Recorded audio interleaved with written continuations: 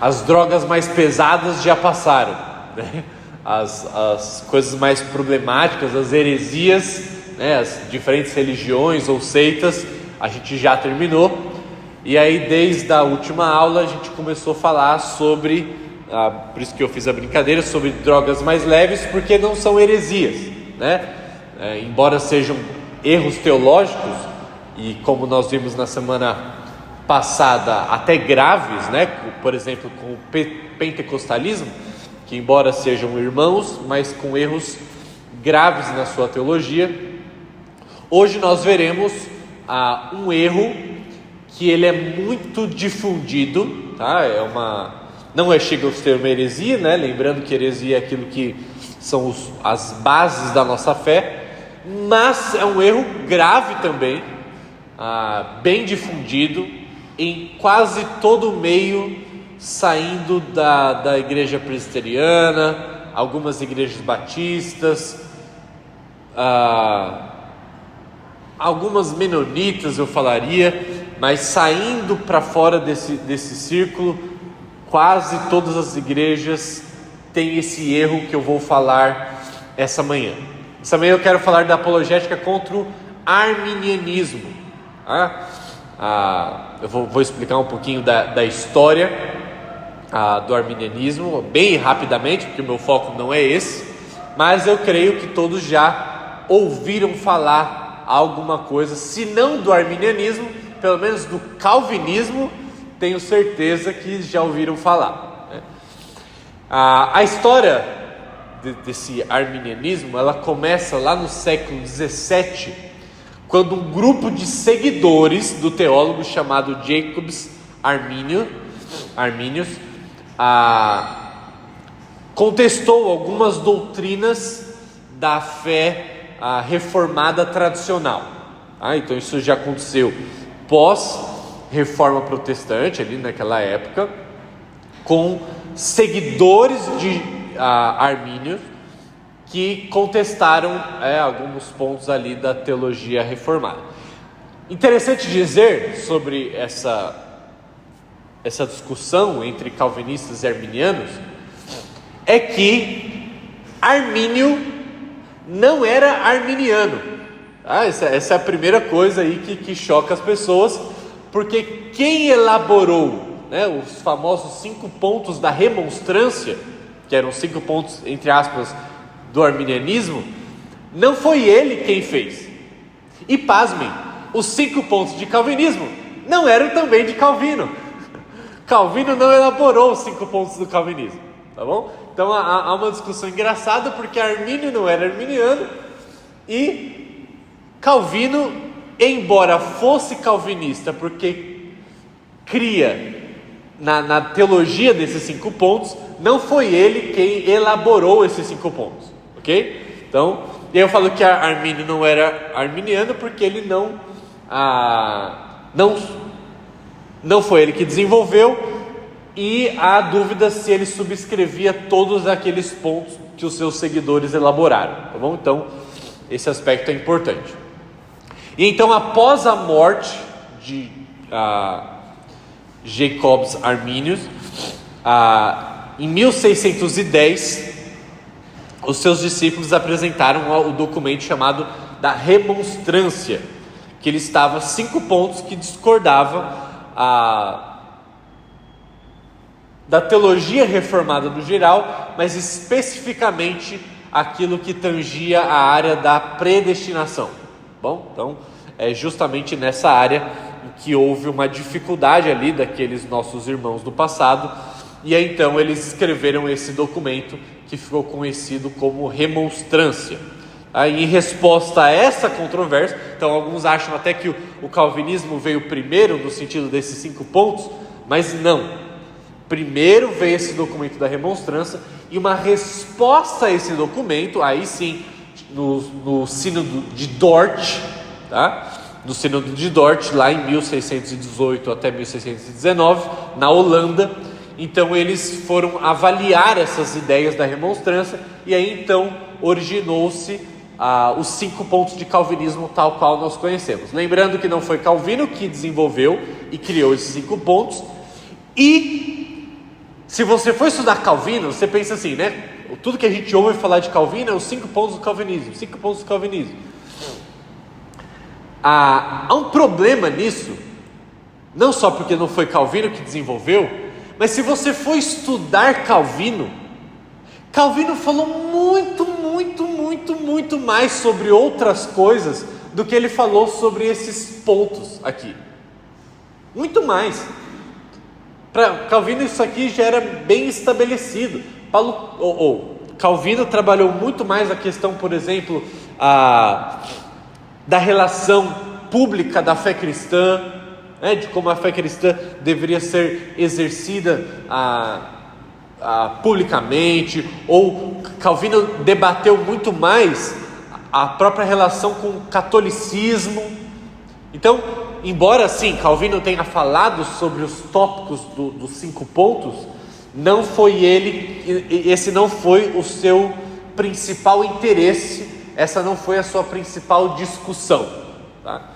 Então às vezes reduzir Calvino a esses 5 pontos é a coisa mais terrível que a gente poderia fazer no sentido teológico, porque Calvino não gastou todo o seu interesse e a sua vida tentando aí debater nesse ponto. Ele falou sobre esses pontos, mas não foi o seu principal interesse. Então esse sínodo de Dort, na Holanda, ele rejeitou essas afirmações da remonstrância, e aí, então ele desenvolveu esses 5 pontos que nós conhecemos como um acróstico em inglês, a TULIP, né? O tulipa, porque é uma forma fácil de a gente lembrar quais são esses pontos. Infelizmente nós não temos um acróstico desse jeito em português, mas sabendo o mínimo de inglês aí, você não vai esquecer os 5 pontos do calvinismo nunca mais, tá bom? Então por isso que a imagem que ficou conhecida como representante desses 5 pontos é uma tulipa, tá? Vem desse acróstico em inglês, e a gente vai trabalhar cada um desses pontos nesse acróstico. Então, né, só em último lugar, relembrando, esses 5 pontos do calvinismo, que a gente geralmente reduz à predestinação, embora não seja de longe só isso, ele não é um resumo completo do que Calvino ensinou, muito pelo contrário, né, mas uma resposta específica aos 5 pontos do arminianismo. Bom, então isso no que no geral seria pontos que tratam da soberania de Deus na salvação, ok? É sobre isso que esses pontos falam. Então eu queria começar da seguinte maneira, tá? A minha estratégia essa manhã é a seguinte: eu quero começar primeiro atacando o arminianismo, tá? Pegando cada ponto e mostrando biblicamente como a Bíblia defende o contrário, né, dos pontos que eles levantam. E depois, né, para o final da aula, eu quero tentar responder os argumentos que os arminianos usam.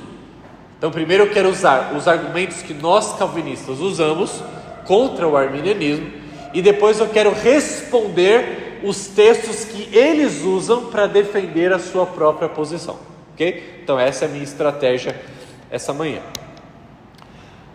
O primeiro ponto, né, da remonstrância, seguindo numa ordem lógica, vocês vão entender por quê, é a total depravação. Esse é o T da tulipe aqui. Há uma confusão sobre esse aspecto da total depravação, porque quando a gente ouve falar desse jeito, parece que o que está tentando, e aí esse não é um ponto do arminianismo, esse é um ponto do calvinismo. Eu sempre vou trabalhar a tulipe primeiro, para depois mostrar o que os arminianos acreditam. Então, para os calvinistas, total depravação não significa que o homem é depravado na sua total intensidade, ok?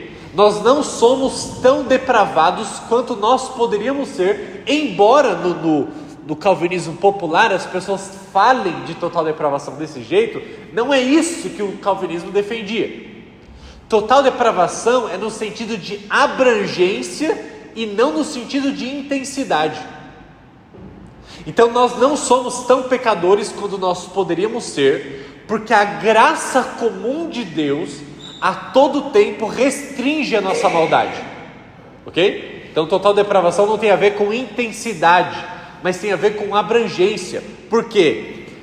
O calvinismo vai dizer que o pecado na nossa vida, ele não atingiu apenas os nossos comportamentos, as nossas atitudes, mas o pecado afetou as nossas emoções, o nosso raciocínio, a nossa volição. Então o pecado atingiu todas as faculdades da existência humana, e é isso que total depravação significa. Não existe nenhuma esfera da existência humana que não tenha sido afetada pelo pecado. Então o meu raciocínio também foi afetado pelo pecado. As minhas emoções, as minhas vontades, tudo isso foi afetado pelo pecado. Isso chama total depravação do calvinismo. E o arminianismo vai defender que não. Tá? Alguns vão defender pontos diferentes, mas ele vai dizer que não.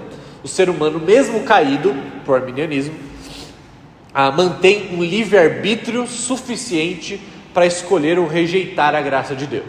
É isso que o arminianismo vai defender. Tá? E já o calvinismo vai mostrar que o ser humano está espiritualmente morto nos seus pecados, é incapaz de buscar a Deus por si só, e portanto a salvação depende de uma iniciativa divina. Já que todas as esferas da existência humana foram afetadas pelo pecado, não há salvação, não há a possibilidade de algo começar em nós mesmos, ok? E isso o arminianismo vai defender de maneira diferente. Alguns textos que nós usamos que são importantes para a posição calvinista. Efésios 2, o capítulo 2 inteiro, mas sobretudo os primeiros versículos. Eu quero convidar você a abrir sua Bíblia lá. Como eu vou lidar com vários textos hoje, alguns eu vou passar rápido, vou ler rapidamente, outros eu vou pedir para que os irmãos abram.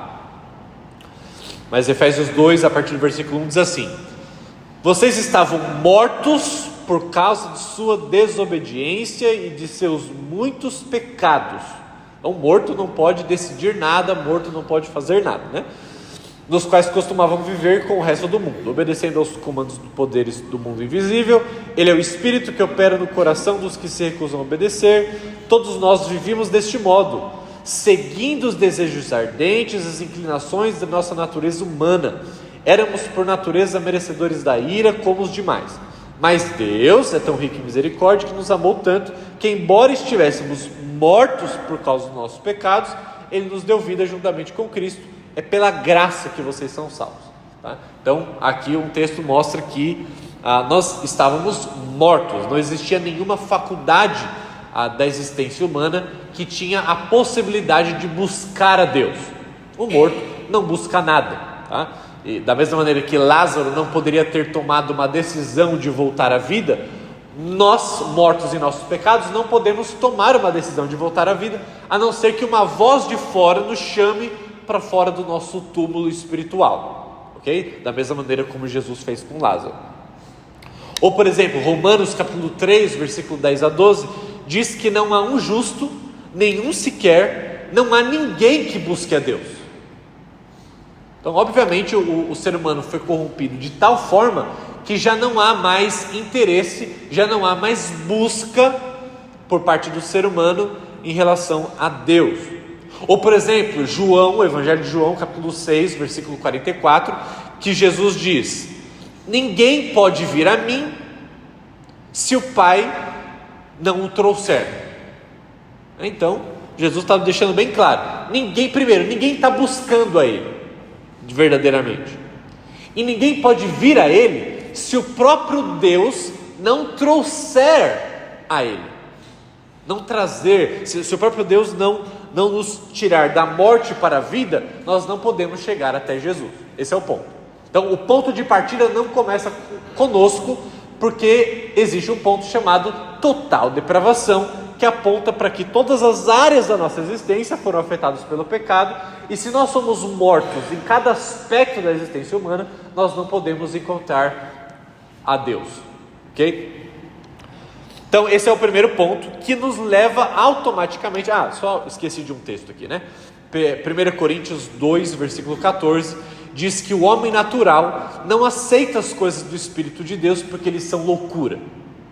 Por conta da total depravação, por conta do pecado, nós não conseguimos discernir as coisas espirituais, portanto há necessidade que algo de fora aconteça ou tome a iniciativa para que nós então tenhamos vida, ok?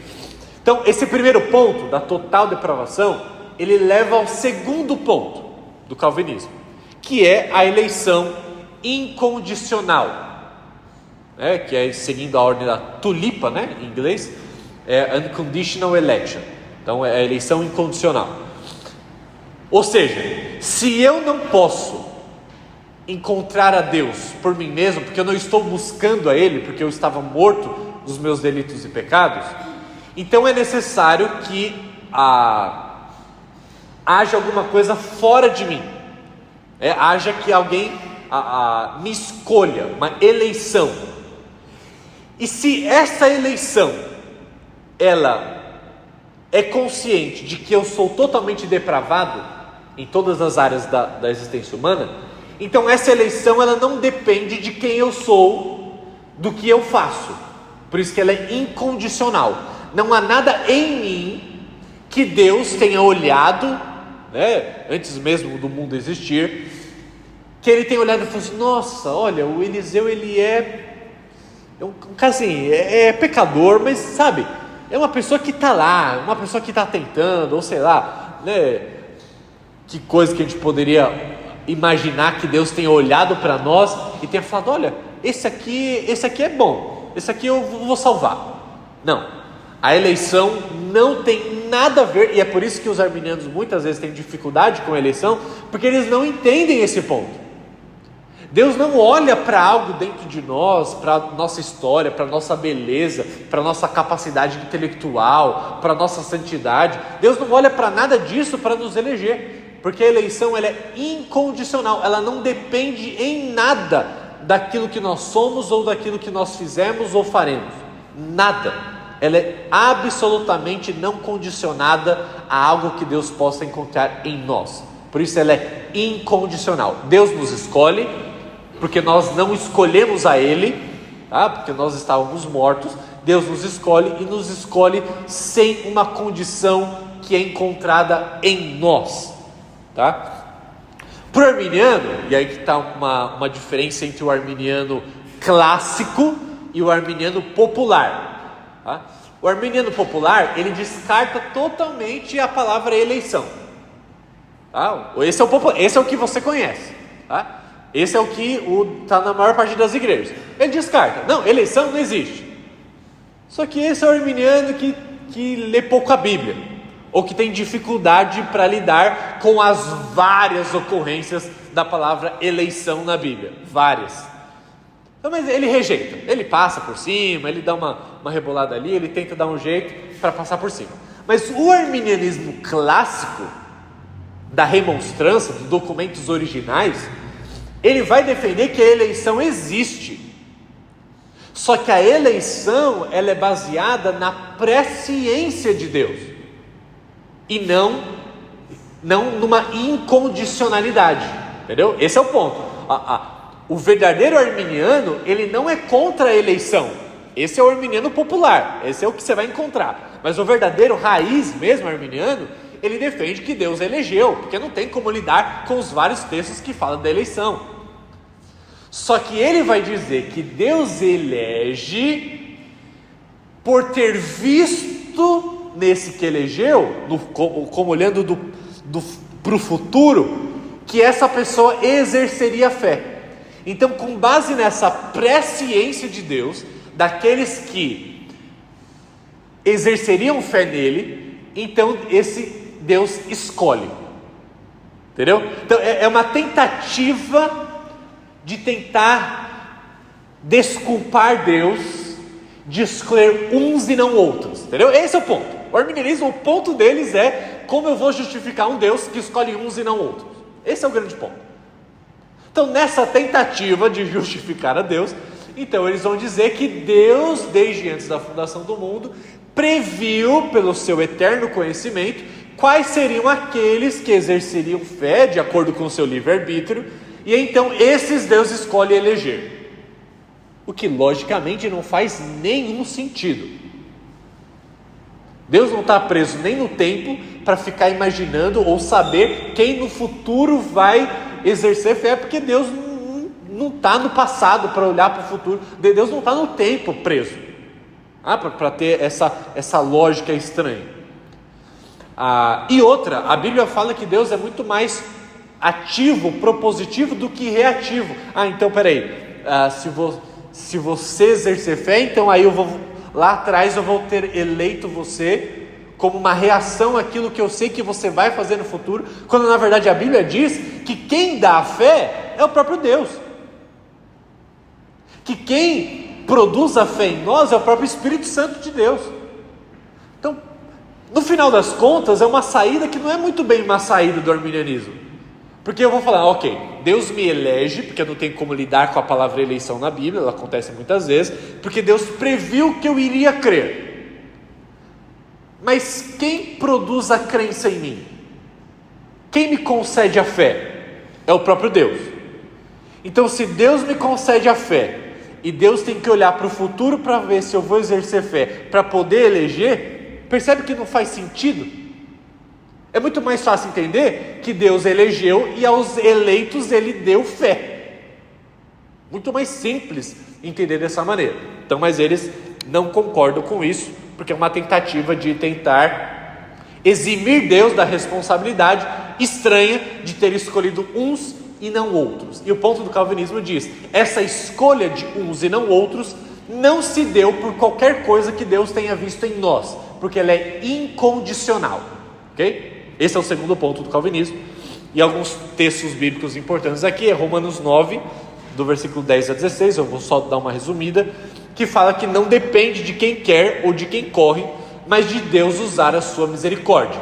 Esse é o famoso texto lá dos vasos de honra e de desonra, que Paulo vai tratar em Romanos capítulo 9, que no final das contas, Deus elege quem Ele quer, e Ele rejeita quem Ele quer. E quem é o homem para discutir com Deus? Essa é a conclusão que Paulo faz ali em Romanos capítulo 9. Quem és tu, homem, para discutir com Deus sobre a justiça dele ou não? Se um oleiro pode pegar um barro e ele pode fazer desse barro um vaso para honra e o outro para desonra, e o barro não vai discutir com ele, o vaso não vai discutir com ele, porque ele é o dono, ele é o criador. Da mesma maneira, Paulo está dizendo: Deus é o nosso criador. Se dentre uma mãe que tem 2 filhos, Deus escolhe um e não outro, Deus escolhe um povo e não outro, Deus escolhe um e não outro, o que a gente quer discutir com Deus? O que a gente sabe de justiça para poder avaliar o único Deus e ser perfeito e justo? Queremos avaliar Ele com a nossa justiça, com o nosso senso de justiça precário. Paulo vai dizer: não é assim que funciona, não depende de quem quer ou de quem corre, mas de Deus usar a sua misericórdia ou não, de Deus escolher por sua livre vontade, eleger ou não. E quando a Arminiana abre lá em Romanos 2:11 fala assim: não, mas para Deus não tem acepção de pessoa. Exatamente, para Deus não tem acepção de pessoas, e uma coisa não é contrária à outra, porque se Deus escolhesse segundo a cor de pele, se Deus escolhesse segundo a conta bancária, se Deus escolhesse segundo a inteligência, se Deus escolhesse segundo qualquer coisa que Ele visse em nós, aí poderíamos dizer que Deus faz acepção de pessoas. Mas Deus não faz acepção de pessoas, porque a eleição não é baseada em nada que Deus encontra em nós. Isso não chama acepção de pessoas, isso chama eleição incondicional. Então é exatamente o oposto que os arminianos nos acusam, o que nós defendemos, ok? Porque os que eles usam de base, na realidade, eles estão confirmando a eleição. Exatamente. Por exemplo, Efésios capítulo 1 agora, que diz que Deus nos elegeu nele antes da fundação do mundo, e aí ele diz qual que é a base disso.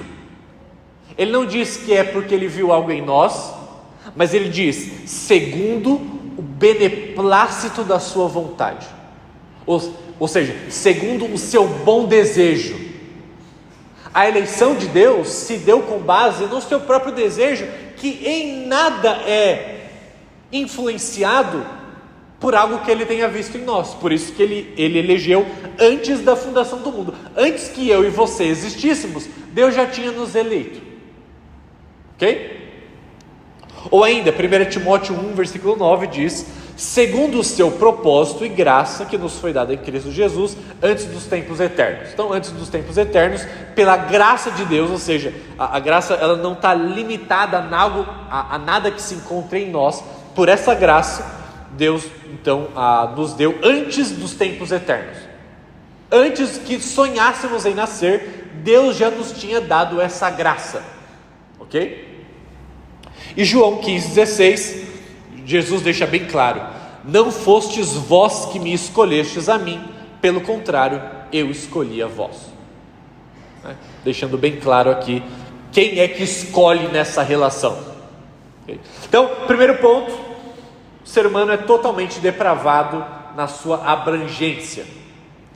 Depois, por causa disso, entenda a lógica, por causa disso é necessário que nós sejamos eleitos de maneira incondicional, porque Deus não pode ter visto nada em nós que o movesse a nos escolher.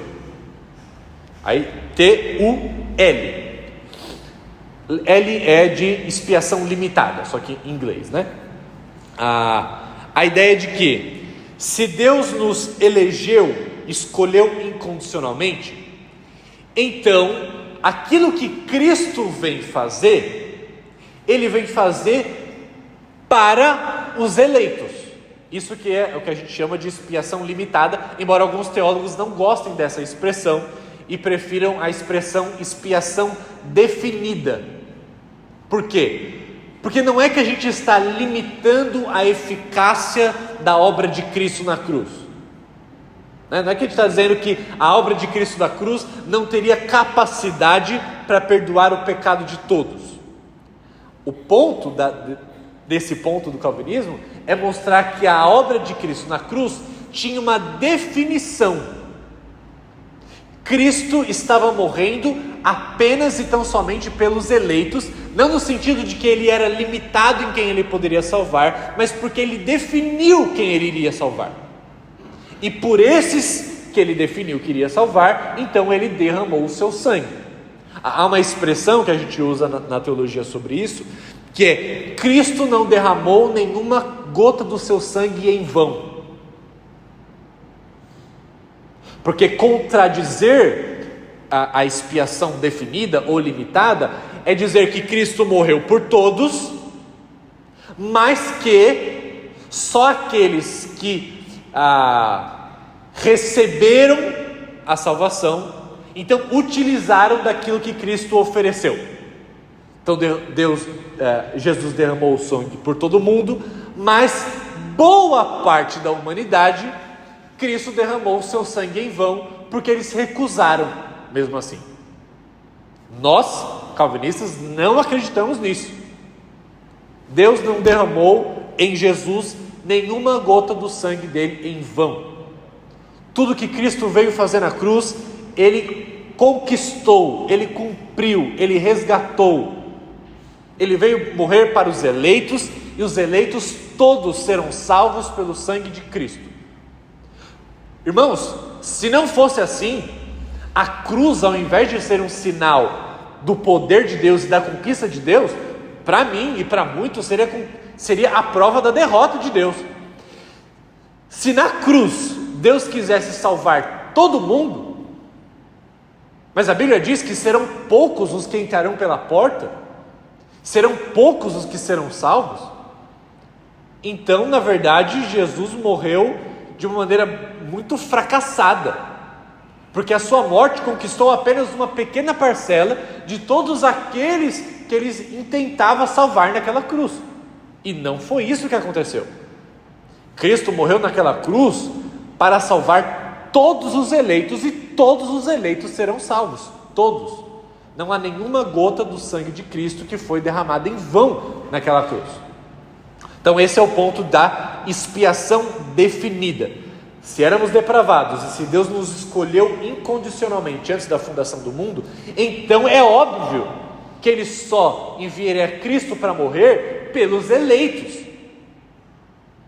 Por que Ele mandaria Cristo morrer por todos, se Ele já tinha escolhido somente alguns que seriam salvos? Então, um ponto leva à lógica do ponto seguinte. Porque o arminianismo, de novo, vai dizer que Cristo morreu por todos os homens, tornando a salvação possível para todos os homens. De novo, numa tentativa de justificar a Deus. Textos bíblicos. João, capítulo 10, João 10 inteiro, mas principalmente nas partes em que Jesus diz: eu dou a minha vida pelas ovelhas, mas vós não credes, porque não sois das minhas ovelhas. O que Jesus está dizendo? Que Ele dá a vida pelas ovelhas, e aqueles que não creram não são as suas ovelhas, e por isso que Jesus não estava dando a vida por eles. Jesus estava dando a vida só pelas ovelhas, ok? Ou por exemplo, Efésios 5:25, que diz que Cristo amou a igreja e a si mesmo se entregou por ela. Cristo se entregou pela igreja e não para todo mundo, mas pela igreja, pelos eleitos. Ou por exemplo ainda Atos 20:28, que diz que a igreja de Deus, que Ele comprou com o seu próprio sangue. Cristo comprou com o seu próprio sangue somente o seu povo, somente a sua igreja, e não comprou todo mundo, mas somente uma parcela desse todo mundo que quis seguir o Senhor, que quis se beneficiar do presente que Deus ofereceu, ok? Não, Cristo morreu apenas pelos eleitos dele. Ou por exemplo Mateus 1:21, que diz: ela dará à luz um filho e Ele salvará o seu povo dos seus pecados. Não abrangerá todo mundo. Inclusive depois eu vou lidar com alguns textos que os arminianos gostam de usar, quando são textos que falam sobre todos, que Cristo morreu por todos. Aí a gente vai lidar com esse texto mais para frente. Ok, então vão acompanhar comigo. Total depravação, eleição incondicional, expiação definida ou limitada, que Cristo morreu apenas pelos eleitos. E o quarto ponto, o tulip, o I, é graça irresistível, irresistible grace, que é a ideia de que, acompanha a lógica, se éramos totalmente depravados, se Deus nos elege, escolhe incondicionalmente, por esses que Ele escolheu, Cristo morre apenas por esses. Imagina se depois de tudo isso, a gente pudesse chegar e falar assim: Deus, olha, muito legal o que o Senhor fez, assim, acho que um plano maravilhoso, mas hoje não, passa amanhã, quem sabe numa outra vida. Deixa eu te convidar a pensar na implicação lógica dessa possibilidade de que a graça de Deus pudesse ser resistida por nós. Pense na implicação lógica. Se nós que fomos eleitos por Deus, que Cristo morreu especificamente por nós, pudéssemos resistir e negar essa graça, seria logicamente possível de que todo mundo recusasse a salvação, certo? Se ela é resistível, então quer dizer que todo mundo poderia resisti-la. Agora pensa num cenário de que Deus elege antes da fundação do mundo, mesmo com o nosso pecado, Deus envia o seu Filho para morrer numa cruz em nosso lugar, nos oferece tamanha graça, mas todo mundo decide falar: não, Deus, não quero não, obrigado, prefiro o inferno, prefiro ficar nos meus pecados. Deus teria sacrificado o seu próprio Filho numa cruz à toa, pelo menos no nível de possibilidade. Se houvesse a possibilidade de que nós frustrássemos os planos de Deus, olha quanto poder que a teologia arminiana dá para o homem. Se a graça ela é resistível, então, pelo menos em teoria, poderíamos frustrar os planos de Deus na salvação. Cristo poderia ter morrido em vão. Mas de novo, a Bíblia não fala de um Deus reativo, mas de um Deus ativo. Nós estávamos mortos e a graça que Deus nos concede é uma graça que nos transforma de dentro para fora, é a graça que nos tira um coração de pedra e dá um coração de carne, um coração que é disposto a receber a Cristo, por livre vontade. E aí uma explicação interessante aqui. Então não é que graça é irresistível quer dizer que nós somos um robô. Então, independente da nossa falta de desejo por Deus, Deus vai lá e nos força mesmo assim. Não, todos nós que cremos em Jesus, fizemos isso por vontade própria. O segredo está em que Deus transforma aquilo que antecede a nossa vontade. Então, aonde repousam as nossas vontades, os nossos sentimentos, o nosso raciocínio, é do coração, certo? A Bíblia fala que é do coração que procedem as fontes da vida. E o que Deus faz na regeneração? Ele tira um coração de pedra e nos dá um coração de carne. E esse coração de carne, ele é, no seu DNA, ele é propenso e voltado irresistivelmente para Deus.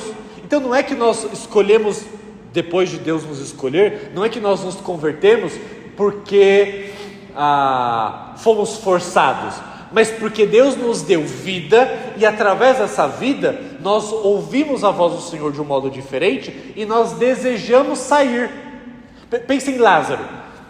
Lázaro precisou que Jesus tivesse com o seu poder chamado ele para fora.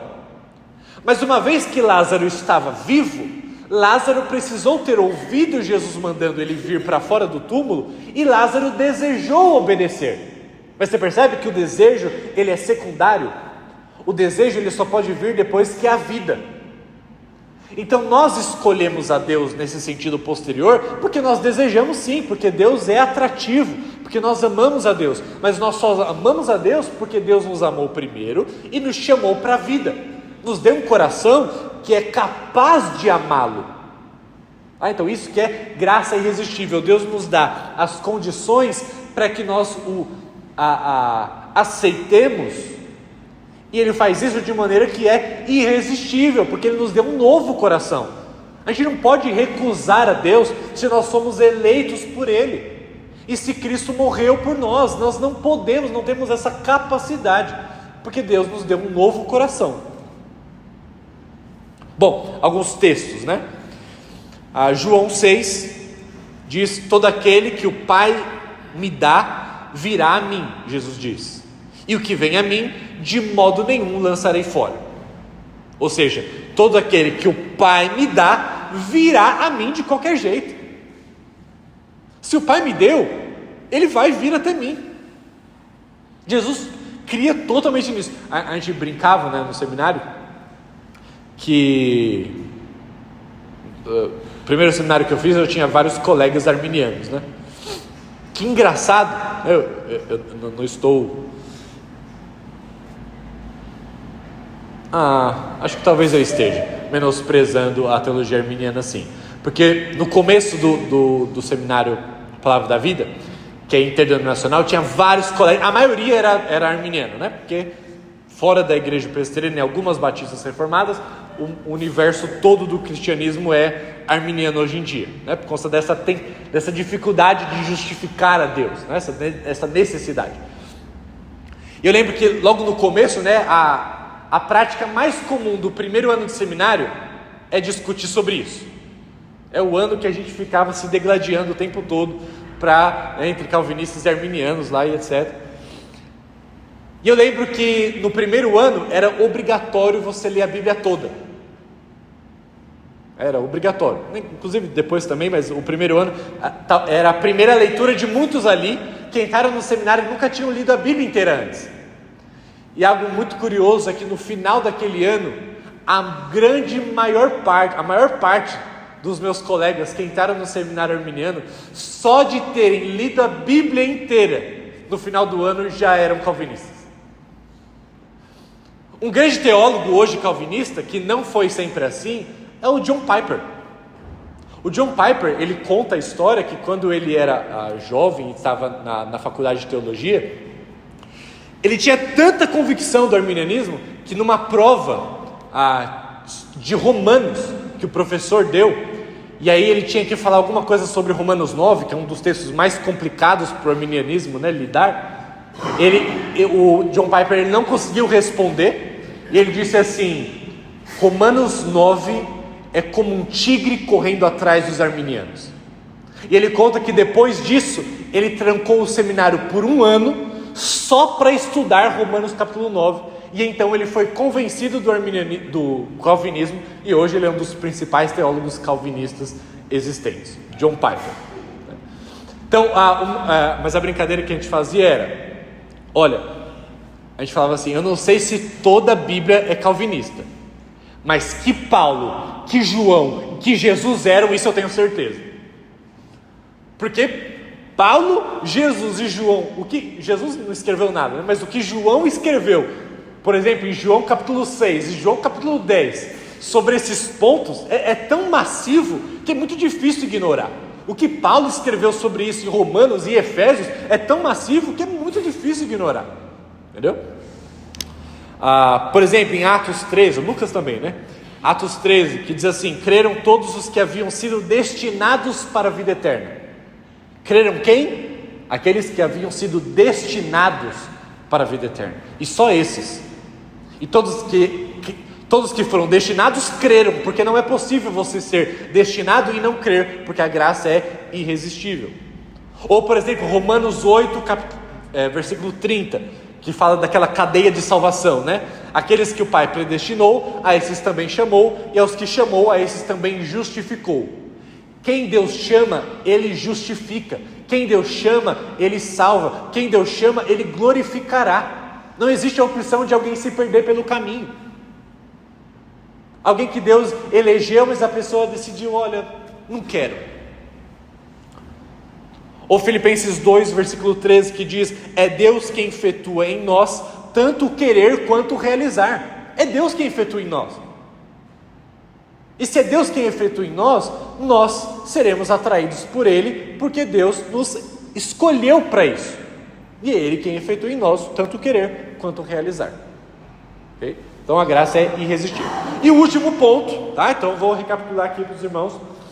Nós somos totalmente depravados em nossa abrangência. O pecado afetou todas as áreas da nossa existência. Por causa disso, então, nós somos eleitos incondicionalmente. E porque nós somos eleitos incondicionalmente, Cristo veio morrer apenas para os eleitos. Ou seja, a expiação ela é definida, ou ela é limitada aos eleitos.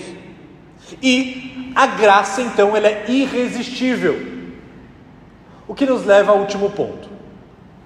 Se Deus nos elegeu incondicionalmente, se Deus enviou o seu Filho para morrer pelos eleitos, e se a graça é irresistível, qual seria a lógica de aqueles que desfrutaram de tudo isso poderem se perder no meio do caminho? A mesma lógica que eu usei no ponto anterior. Se é possível que nós perquemos a salvação, então, pelo menos logicamente, seria possível que todos perdessem a salvação. Logicamente, isso é possível. Se podemos, então, é possível. E imagine um cenário em que todos perdessem a salvação.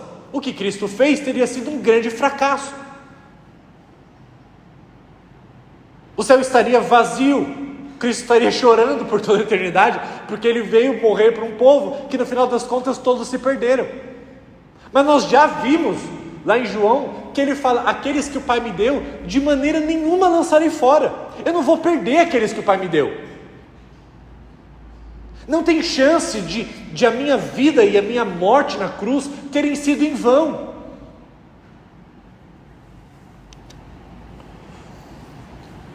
João 10, versículo 28 a 29 diz: jamais perecerão eternamente, e ninguém as arrebatará, essas ovelhas, da minha mão. Ninguém. Aqueles que o Filho estava entregando a sua vida, ninguém pode tirar. Paulo lá em Romanos capítulo 8 fala: ninguém poderá, nada poderá nos separar do amor de Deus em Cristo, nada, nem nós mesmos, nem os nossos pecados, nada poderá nos separar do amor de Deus em Cristo Jesus. Ou por exemplo, Filipenses 1,6: aquele que começou a boa obra em vocês, há de completá-la até o dia de Cristo. Quem começou a obra vai terminar. Deus não é falho como eu e você, que adoramos começar projetos que nós não terminamos. O projeto que Deus começa, Ele termina. Se Deus começou a boa obra em nossa vida, se Deus começou a santificação em nós, Ele vai completá-la até o dia final. 1 Pedro 1,5: sois guardados pelo poder de Deus mediante a fé para a salvação. Vocês são guardados, vocês são selados pelo Espírito. E aqui, meus irmãos, eu estou passando muito rapidamente, mas tem muitos outros textos que falam sobre esse ponto. E há uma ignorância sobre esse ponto, porque eles vão dizer: então uma vez salvo, salvo para sempre. Então, por isso que então vocês podem viver uma vida leviana, uma vida devassa, uma vida imoral. Não, esse é o ponto. Porque a graça, a mesma graça que é irresistível, é a mesma graça que nos santifica. Aquele que verdadeiramente é eleito e é irresistivelmente atraído por Deus e para Deus, é uma pessoa que é transformada. Então, quando alguém diz que é cristão e não vive, não é porque essa pessoa ela deixou de ser cristã, mas é porque ela se enganou que uma vez ela teria sido. A falta de uma vivência que demonstra para o Evangelho sendo eficaz na sua vida, demonstra que na verdade você nunca foi convertido e não que você se converteu. Mas as pessoas falam assim: ou que você perdeu a salvação. Mas fulano era crente mesmo, ele ia para a igreja, ele dava o dízimo, ele fazia isso, fazia aquilo, nossa, ele era uma pessoa, sim, é mesmo. E ele, hoje em dia, ele abandonou tudo. Como você vai dizer que ele não era um cristão? Muito simples. Os religiosos da época de Jesus também cumpriam a lei de maneira assim, exteriormente. Paulo diz que antes de ele conhecer a Cristo, ele era irrepreensível quanto à lei. Estar aqui e cumprir os rituais certinhos, igual um papagaio, muita gente pode fazer. Você não precisa ser um cristão verdadeiro para isso. Então muitos daqueles que a gente vê que abandonaram a fé e morreram tendo abandonado a fé, que os arminianos gostam de falar: está vendo? Perdeu a salvação. A gente com muita tranquilidade diz: ele achou que alguma vez foi salvo, mas ele nunca foi. Porque alguém que teve essa mesma graça irresistível que nos leva à salvação, é essa mesma graça que nos leva à santificação. É a mesma graça. Não existe dois tipos de graça. Deus nos salva com uma, mas nos santifica com outra, e essa outra graça Deus pode fazer falhar. Não, Deus não falha. E não teria lógica nenhuma se Deus elegeu, porque eu estou falando isso porque tem calvinistas de 4 pontos, tá? Tem calvinistas que vão até aqui, mas no último ponto diz: não, a salvação não pode ser imperdível, senão aí você perde o controle da igreja, pastor. Aí os irmãos, quando descobrirem que a salvação eles não podem perder, eles vão viver de qualquer jeito. Esse é o ponto, ninguém entendeu o Evangelho ainda. Porque ninguém vai viver de qualquer jeito que teve uma graça que o atraiu, que o transformou. Eu não preciso usar essas artimanhas para tentar fazer o povo santo viver de maneira santa. Entendeu? Não precisa disso. E aí, calvinistas de 4 pontos vão até aqui, mas dizem: não, mas pode perder a salvação a qualquer momento. Mas qual lógica teria isso, se Deus nos escolheu antes da fundação do mundo? Qual é a lógica de Deus perder alguém no caminho? E se Deus sabia que alguém iria perder a salvação, por que raios Ele elegeu? Assim, não faz nenhum sentido ser um calvinista de 4 pontos. Nenhum sentido. Mas vamos lá. Quais são os argumentos? Ou os argumentos não, porque os argumentos não importam muito. São fracos, mas os textos que os arminianos usam para defender os seus pontos, bom? Que talvez você veja um debate de um arminiano bem estudado, e talvez ele coloque dúvidas na sua cabeça, tá bom? Talvez ele coloque dúvidas na sua cabeça. Então você precisa entender quais são os textos, embora eu tenha pouco tempo para falar sobre eles, mas eu vou tentar traçar os principais. Por exemplo, eu vou citar vários aqui no primeiro, no livre-arbítrio. Deuteronômio 30:19 diz: escolhe, pois, a vida para que vivais. Então, teoricamente, ele está dizendo para o ser humano escolher a vida. Josué 24:15: escolhei hoje a quem servais. Apocalipse 3:20: eis que estou à porta e bato. Esse é o favorito deles. Se alguém ouvir a minha voz e abrir a porta, então eu cearei com ele. João 3:16: todo aquele que crê não pereça, mas tenha vida eterna. Então dá a ideia de que todo mundo pode crer. Bom, como é que nós lidamos com esses textos? Todos esses textos apelam para a responsabilidade humana, que nós calvinistas não negligenciamos.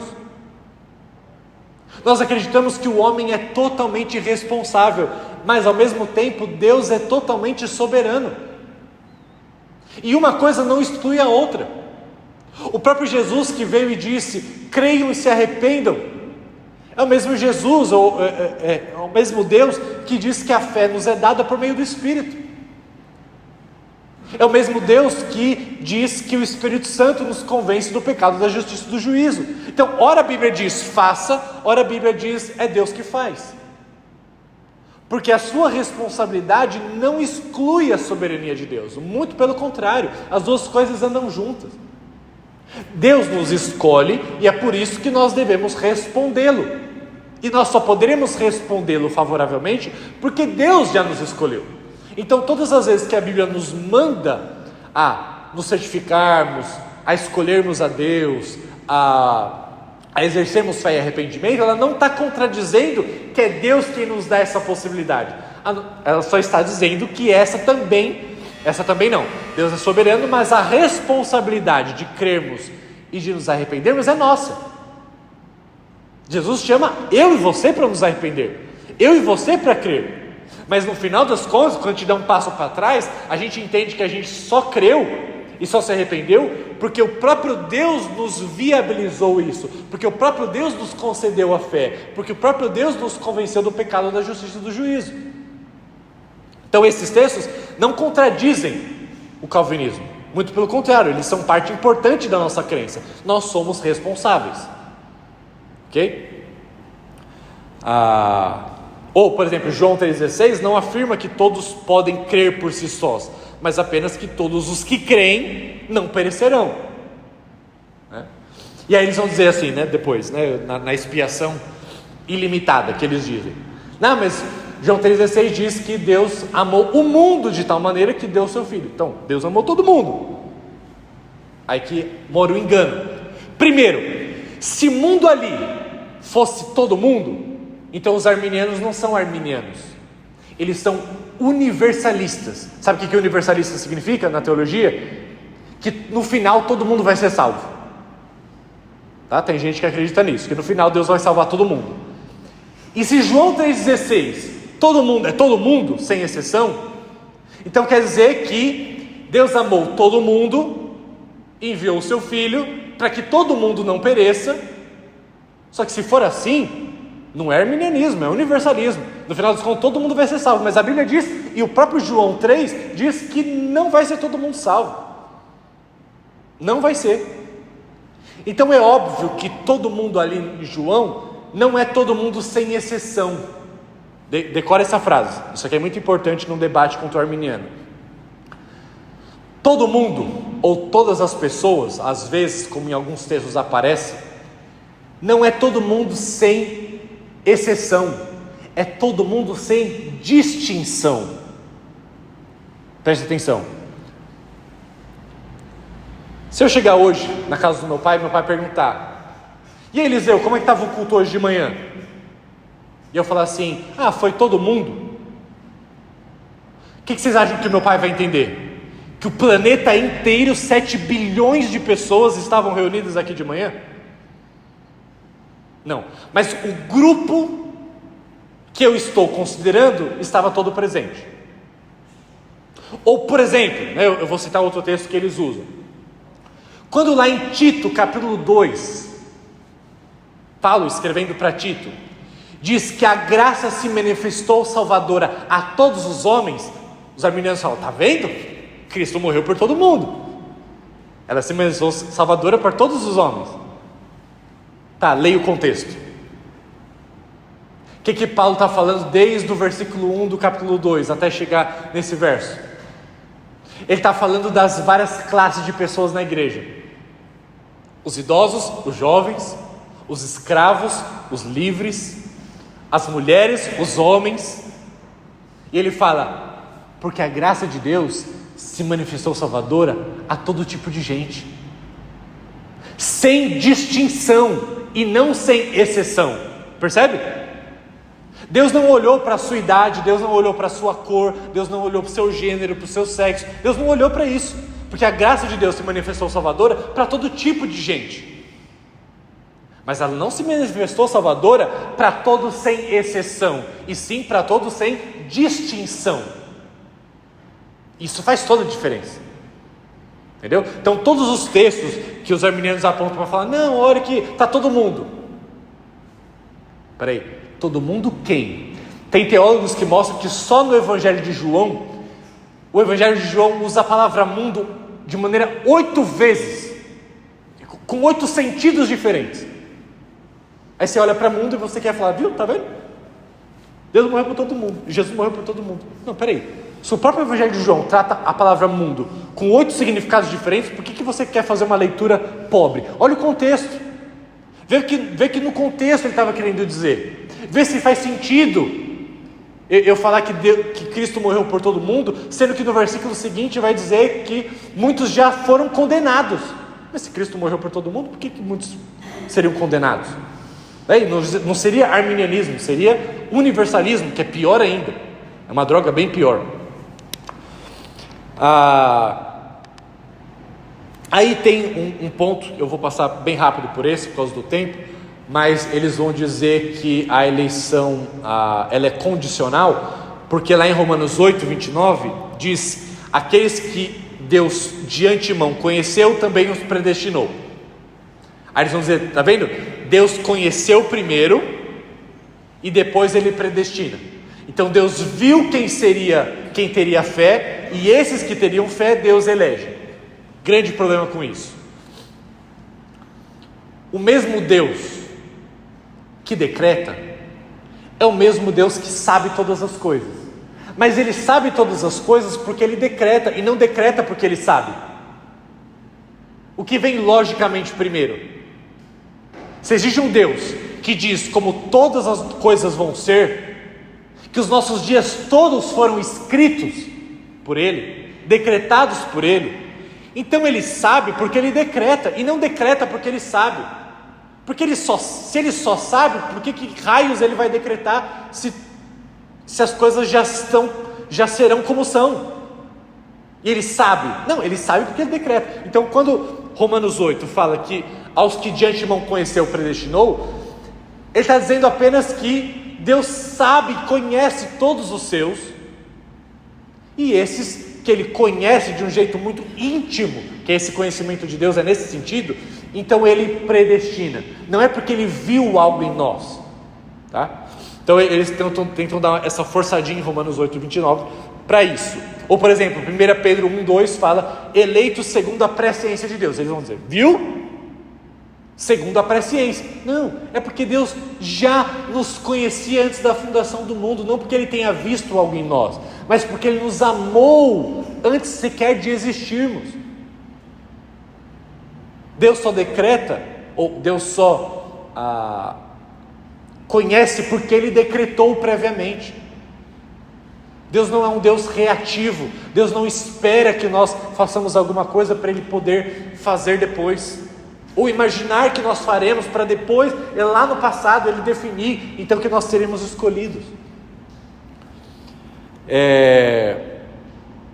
Aí tem uma explicação sobre essa palavra presciência em 1 Pedro, que tem muito mais a ver com um amor, um sentido de amor soberano e eletivo, e não meramente um conhecimento prévio. Mas deixa eu passar rápido aqui. Deixa eu ir para possibilidade de perder a salvação, porque esse é um ponto bem importante, né?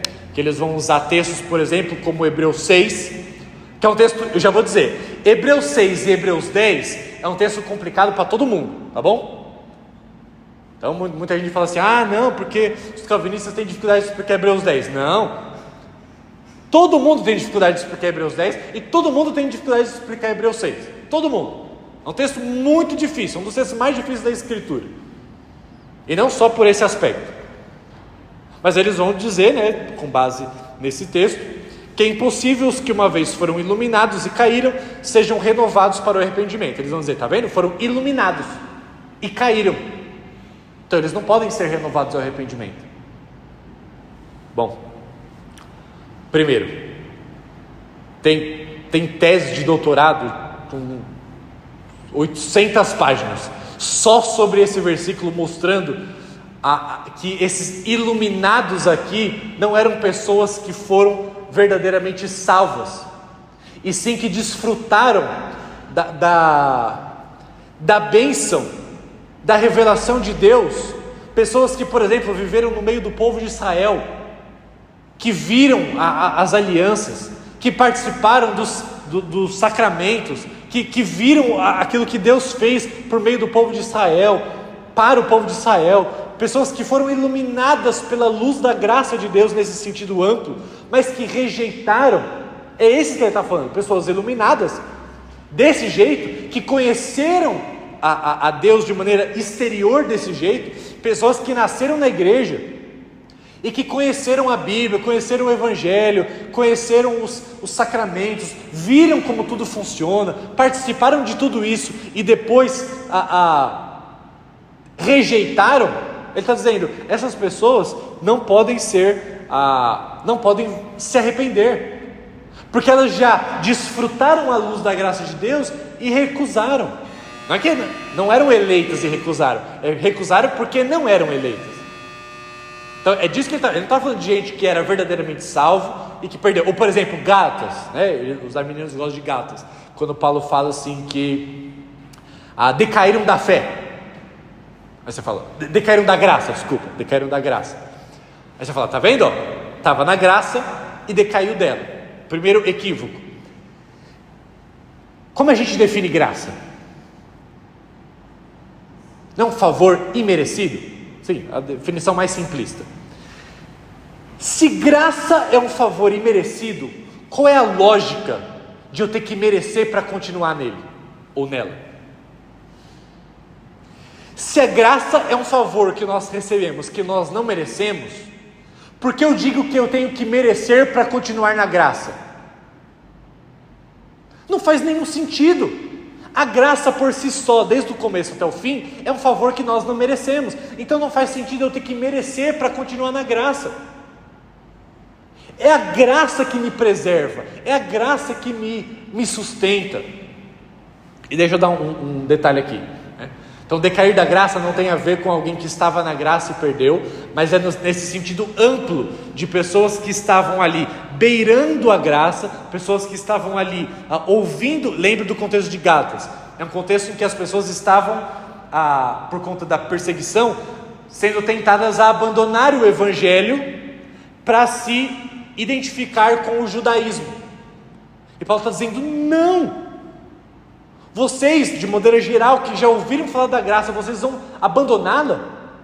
Vocês vão desistir da pregação do Evangelho pela graça somente? Não façam isso. Ele está falando de um aspecto geral, não para um cristão verdadeiro que poderia abandonar a graça. Isso não é possível. Agora, preciso falar isso. Embora não seja possível um cristão verdadeiro abandonar a graça, da mesma maneira que não é possível um eleito de Deus não crer e se arrepender, certo? Um eleito de Deus sempre vai crer e se arrepender, porque Deus escolheu. Mesmo o crente eleito, tendo sido escolhido por Deus, Deus os chama para crer e se arrepender, certo? Por conta da sua responsabilidade humana. Da mesma maneira, isso serve para a preservação dos santos, ou perseverança dos santos, que é o quinto ponto do calvinismo. Apocalipse, por exemplo, é um texto muito interessante nesse sentido, porque o mesmo livro que fala que nós devemos perseverar, é o mesmo livro que fala que Deus nos preserva. As duas coisas são verdadeiras. Nós chegaremos até o final porque Deus nos preserva, Deus nos guarda, o Espírito Santo nos cela. Mas isso não nos exclui da responsabilidade de perseverar. E é muito interessante textos que mostram que, no mesmo texto, dizendo que Deus nos preserva, ao mesmo tempo que o texto diz que nós devemos perseverar, porque uma coisa não exclui a outra. Na verdade, nós só perseveraremos porque Deus nos preserva, porque senão a nossa perseverança não seria capaz. Mas a nossa perseverança é capaz porque Deus está nos preservando, porque Deus está nos protegendo, porque Deus nos está nos sustentando em graça, e a boa obra que Ele começou, Ele vai terminar em nós, é certeza. Irmãos, tem muitos outros textos aqui. Como sempre, eu calculo mal a aula, eu sempre acho que vai dar tempo de eu falar tudo que eu queria ou precisava, mas não é possível. Então, nós encerramos por aqui. Eu só queria, antes de orar, lembrar que arminianos são nossos irmãos em Cristo, desde que assim o sejam, tá? Porque não basta ser calvinista para ser salvo, e nem basta ser arminiano para não ser salvo, ok? Então não tem nada a ver com isso. Tem muita gente que defende o calvinismo com unhas e dentes, e que na verdade nem crente é. Acha que é crente, mas na verdade não foi impactado pelo evangelho ainda, mas aprendeu a gostar de debater teologia, tá? Isso está cheio por aí, gente que gosta de debater teologia. Eu lembro, e aí eu quero terminar desse jeito, eu lembro de na época do seminário, conversando com os amigos sobre isso, e aí um irmão mais maduro na fé chegou pra gente e disse assim: gente, vem aqui, assim, discussões são saudáveis, teológicas sobretudo, a gente não deve, não, né, cada um tem a sua opinião, não, vamos discutir, a gente precisa chegar a uma verdade, mas as nossas discussões precisam nos levar a amar mais a Jesus, a ficarmos mais encantados com Ele. E eu lembro que isso me impactou profundamente, porque muitas das nossas discussões não eram movidas pelo amor, e sim pelo orgulho, o que não faz nenhum sentido com o calvinismo. O calvinismo diz que nós somos totalmente depravados e fomos eleitos incondicionalmente. Por que deveríamos ter orgulho? Não existe orgulho no calvinismo, mas às vezes a gente se pegava brigando com orgulho para ver quem ia ganhar a discussão. Eu lembro que esse princípio fez muito sentido para mim. Toda discussão que nós tivermos a respeito da Bíblia deve levar que nós saiamos daquela discussão amando mais a Jesus, mais encantados com a sua glória. E a teologia calvinista, meus irmãos, que nem precisava ser chamada por esse nome, porque não foi Calvino que inventou isso, isso já estava na Bíblia muito tempo antes de Calvino. É uma teologia que exalta a glória de Deus, é uma teologia que nos dá segurança de salvação eterna, é uma teologia que nos impacta de tantas e variadas formas, que nós não deveríamos focar ganhar uma discussão, e sim usufruirmos dos privilégios que essa teologia nos comunica. Então esse é o ponto. Então eu queria terminar a aula desse jeito. Quando você for conversar com alguém que acredita no arminianismo, leve isso em consideração. Não queira meramente vencer uma discussão, mas convidá-lo a desfrutar da mesma paz e da mesma alegria e do mesmo encantamento que nós temos com esse Deus que a Bíblia nos apresenta. Ok? Vamos orar. Senhor Deus, obrigado pela Tua palavra, obrigado pela Tua eleição, obrigado porque o Senhor decidiu nos eleger incondicionalmente, porque jamais poderíamos ser eleitos do contrário. Não há nada em nós que é melhor do que outros. Ajuda-nos a sermos humildes por conta disso. Ajuda-nos a sermos gratos por conta disso. Obrigado porque Cristo morreu especificamente por nós. Obrigado porque a graça nos tomou de maneira irresistível. Obrigado porque essa mesma graça nos conduzirá até aquele dia final em perseverança. Obrigado porque aqueles a quem o Senhor deu a Jesus, de maneira nenhuma Ele lançará fora. Ajuda-nos, Deus, a vivermos de acordo com essa realidade. E ajuda-nos a sermos instrumentos Teus, para que outras pessoas que ainda não entendem a Tua palavra desse jeito, que possamos ajudá-las com humildade e amor. Assim oramos em nome de Jesus. Amém.